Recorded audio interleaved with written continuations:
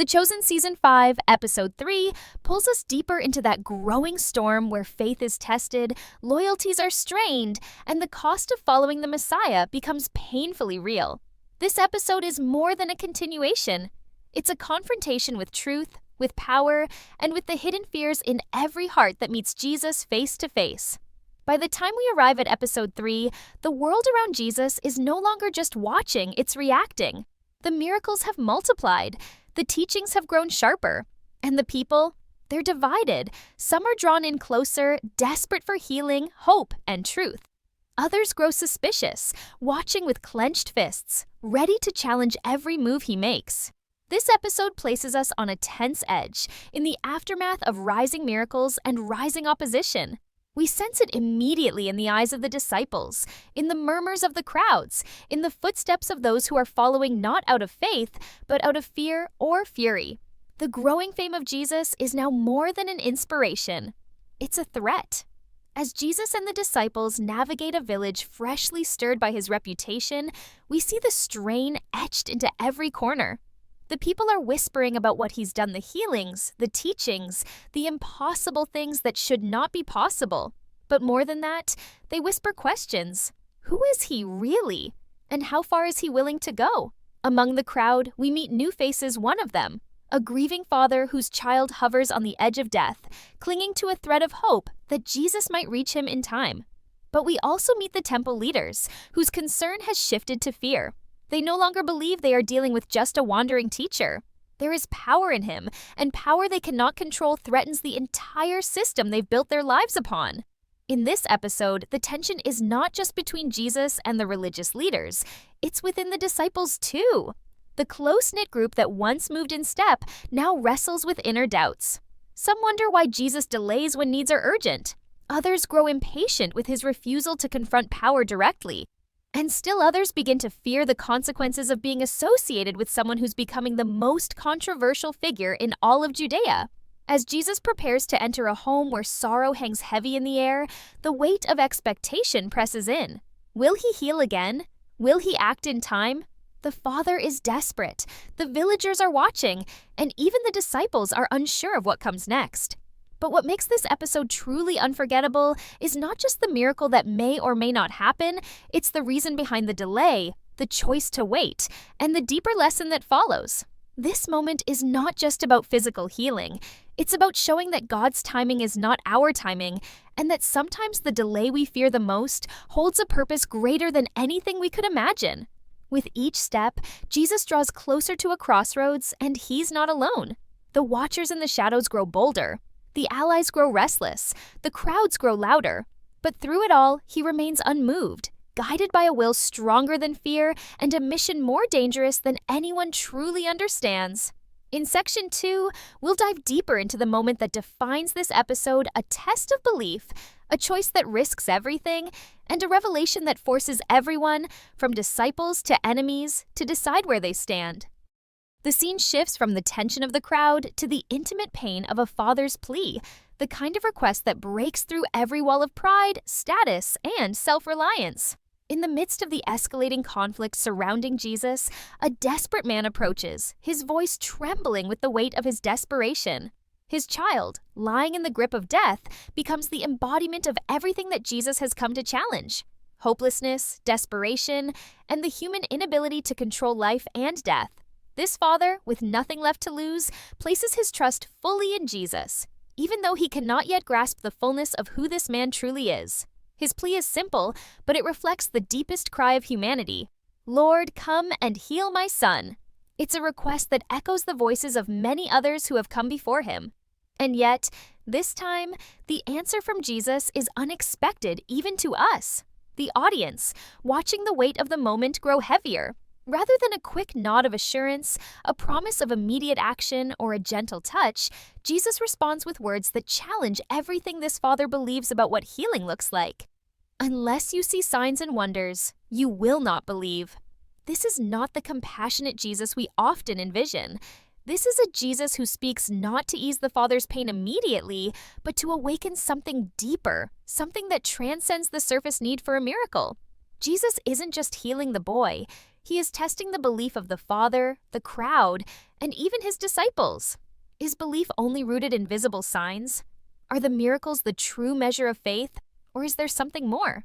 As the Father stands there, raw and vulnerable, we begin to see the true weight of the situation. Jesus isn't just rejecting a miracle for the sake of denying it. He's speaking directly to the nature of faith itself. The crowd wants spectacle. The disciples expect power, and the Father is caught in the whirlwind of his own desperate faith. But Jesus, knowing the heart of the Father, pushes him further, asking not for immediate proof of faith, but for trust in the unseen.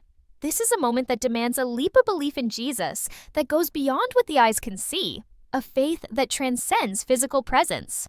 For the Father, the choice is stark. Either he continues to live in the realm of uncertainty, waiting for a miracle that may never come, or he steps into the world of trust, where the healer is not bound by time or space. Go, your son will live, Jesus says. In that moment, it's not just the boy who is healed, it's the faith of the Father that is tested and refined.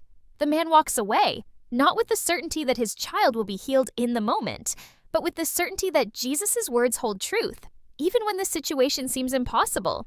The scene becomes a paradox. The healing has not yet occurred in the traditional sense, yet the miracle is already unfolding. The faith of the Father, the very act of trusting in something beyond his understanding, becomes the catalyst for the healing that follows.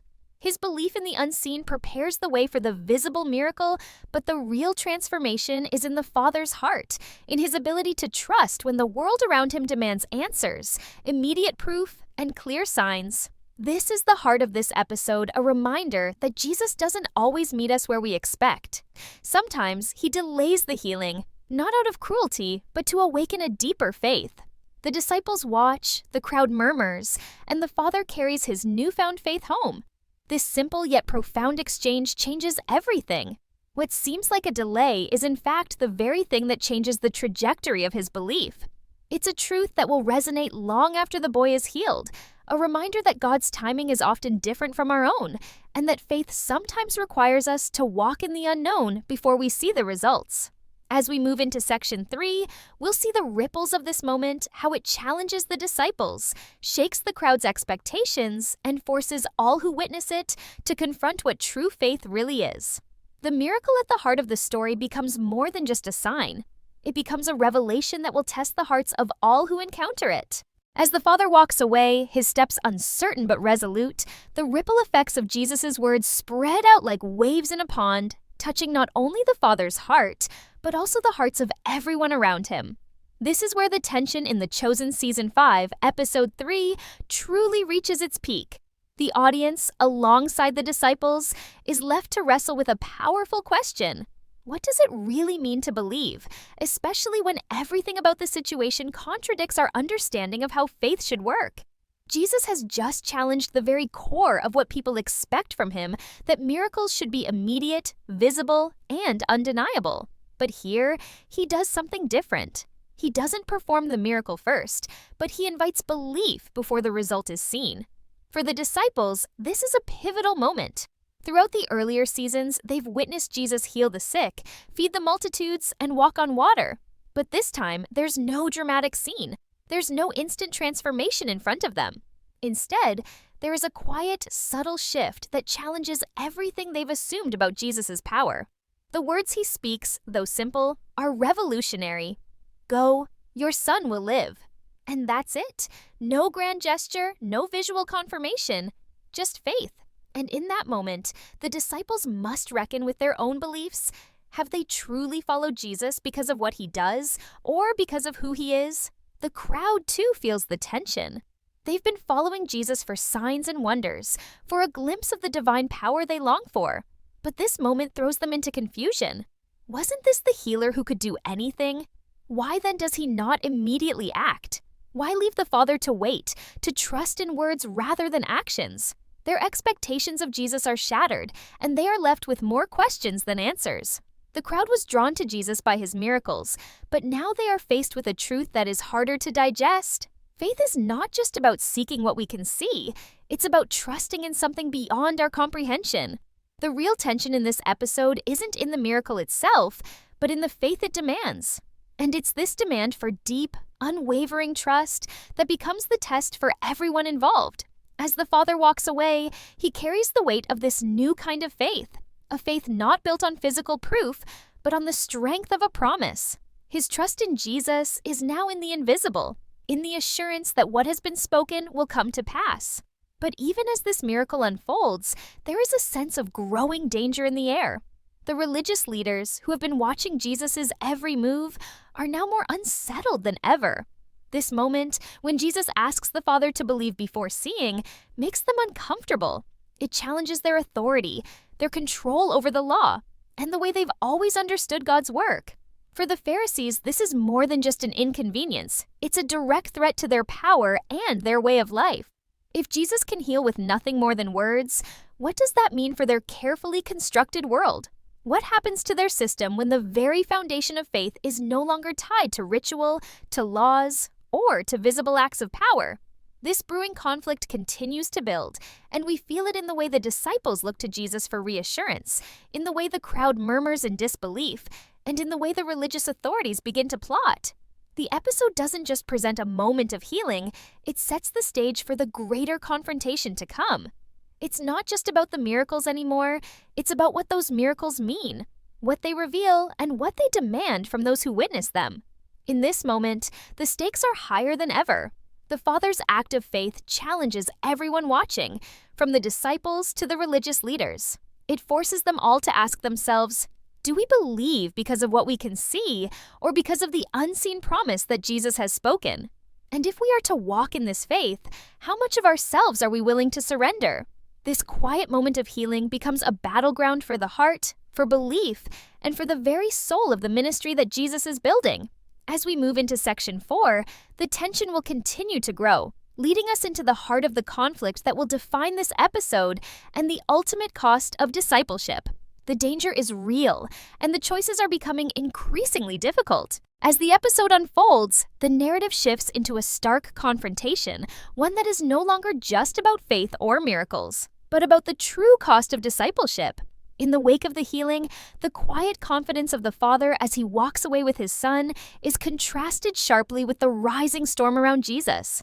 This is not the peaceful moment of spiritual victory we might expect after such a miraculous act. The world, it seems, is growing restless, and the cost of following Jesus is becoming more apparent with every passing second. The disciples, for all their proximity to Jesus, are beginning to understand that the road ahead will not be paved with constant miracles and applause. This is not just a journey of blessings. This is a mission of confrontation, of calling the world, and especially the powerful, the authorities, and the entrenched systems to account. The words of Jesus in this episode echo the difficult truths he's been speaking since the beginning. If anyone wants to follow me, let him take up his cross and follow. This is not a promise of comfort. This is a call to sacrifice, to stand in the gap between a world that desperately needs change and a powerful force of resistance that will fight tooth and nail to maintain the status quo. For the disciples, this realization begins to dawn in small, quiet moments. As they watch Jesus handle his interactions with the authorities, with the crowds, and with those who seek to destroy him, they begin to understand something they had avoided before, that following Jesus will eventually cost them everything. It will cost them their safety, their reputations, their comfortable lives. They will have to confront their own fears, their own doubts, and the very real risk of persecution. Every day they are reminded that to follow Jesus is not a simple task. It is an act of defiance against the systems that govern not just society, but the very fabric of spiritual life. The pressure starts to build within the group. We see it in the exchanges between the disciples who, though loyal, are still human, struggling with their own concerns. Some of them, like Peter, remain bold and eager, believing that their cause is just, that following Jesus will lead to ultimate glory. But others, like Thomas, are more cautious. They sense the growing danger, and the cost of their allegiance to Jesus becomes a source of inner turmoil. They ask themselves, how long will this last? How long can we walk this path before the danger catches up to us? And the religious authorities are watching too.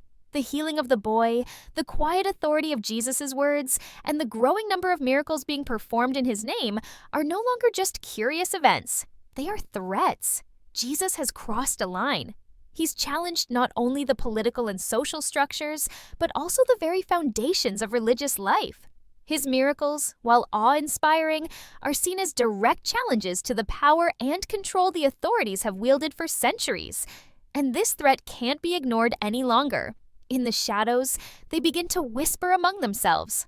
The time has come to act, but what action should they take? Jesus must be stopped, and they know it's no longer enough to watch from the sidelines.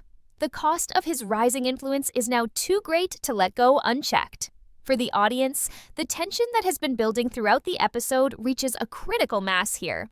We know the cost of following Jesus is great, but seeing it reflected in the fear, doubt, and conflict that begins to tear at the fabric of the disciples' hearts makes that cost feel immediate, personal, and real. The disciples are forced to question everything. What does it truly mean to follow Jesus? What will they be willing to sacrifice to be with him? This is where the suspense in this episode reaches its climax. The plot of the religious authorities thickens, the disciples' anxiety intensifies, and the stage is set for a confrontation that promises to change the course of their journey forever. The tension between allegiance to Jesus and the realities of the world they live in has never been greater. The stakes are higher than ever, and we can feel the weight of it all, the weight of the choice to follow, the weight of the persecution that is coming, and the weight of the ultimate cost. As we head into the final section of this episode, everything that has been simmering the faith, the doubts, the sacrifices, and the dangers will come to a head. The choice will become unavoidable, and every disciple, every follower, every person who's watching will have to decide where they stand. The path forward is unclear, but one thing is certain: there is no turning back. The cost of discipleship is about to be fully revealed. As the episode builds toward its intense conclusion, the crossroad that each character faces becomes undeniable. The cost of discipleship, the weight of the choices they've made, and the inevitable confrontation with the authorities culminate in a moment that will define not just the future of Jesus' ministry, but the very souls of those who are walking beside him.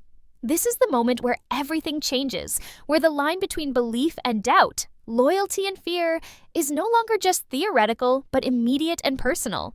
Jesus, with his quiet authority, continues to lead them through this storm of uncertainty. His words, which once seemed to promise hope and victory, now feel like a call to something much deeper, something far more unsettling.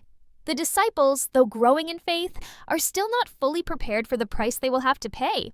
As the religious authorities begin to close in, their threats become more than just abstract dangers. They are real and tangible, and with each passing moment, the disciples feel the weight of the consequences that come with standing by Jesus. The key moment comes when the disciples are forced to confront their own fears head-on. The teachings of Jesus, once hopeful and filled with promise, now take on a different tone. He speaks not just of his mission, but of the suffering he will endure. "If anyone wishes to follow me," he says, "let him take up his cross." In this moment, the disciples' understanding of what it means to follow Jesus is completely upended. They must reckon with the truth that their allegiance to him is not a call to glory, but to sacrifice to live in a way that challenges everything they know and everything they've been taught. The cross, which once seemed like a distant symbol of future suffering, now becomes an immediate reality. The cost of discipleship is not just the potential loss of reputation or status. It is the loss of everything they've known, everything they hold dear, and the willingness to walk a path that leads to persecution and death. But what makes this moment so powerful is not just the suffering that awaits them. It is the choice to continue following Jesus despite the cost, despite the danger, despite the uncertainty of what will come next. Each disciple, in his or her heart, must answer a question that will define the rest of their lives. Will we stay, even when the stakes are this high? Will we choose Jesus, even when it means losing everything? As the episode draws to a close, the tension is palpable. The Father's Son has been healed, but the real miracle here is not just the physical restoration. It is the restoration of the disciples' hearts, the gradual awakening of their understanding that to follow Jesus is to embrace a deeper truth. A truth that isn't dependent on signs or wonders, but on a profound trust in his plan, in his timing, and in the weight of the cross. The religious leaders are preparing for their final move. The disciples are shaken but resolute, and Jesus, knowing the road ahead, prepares to take them to a place where the cost of faith will be fully realized. This moment, this episode, marks a turning point. It is no longer about the miracles or the teachings. It is about what happens when the rubber meets the road, when the faith that Jesus has been calling them to requires more than just belief, but action, sacrifice, and unwavering trust. The cost of following Jesus has been laid bare, and the question is no longer whether they will see miracles, but whether they will be willing to carry the cross, just as he will. As the screen fades to black, the tension lingers. The future of the disciples is uncertain. The religious leaders' plot is in motion, and the cost of discipleship has been revealed in all its terrifying clarity. But in the midst of this, there is a flicker of hope, because while the cross may be inevitable, so too is the resurrection. For those who choose the path of faith, even in the darkest moments, there remains the promise of a glory that is